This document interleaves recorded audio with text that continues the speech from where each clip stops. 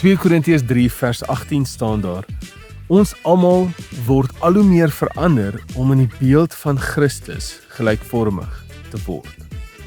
In die Message-vertaling staan daar: And so we are transfigured, our lives gradually becoming brighter and more beautiful as God enters our lives and we become like him.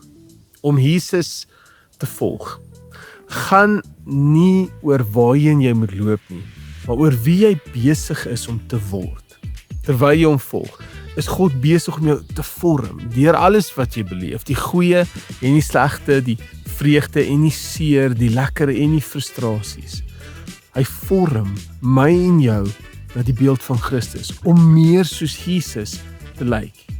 En hoe meer ons soos Jesus lyk, hoe meer verheerlik ons lewens hom. So selfs wanneer die pad dalk moeilik voel, vertrou dat God in jou werk. Hy verander jou, hy vorm jou.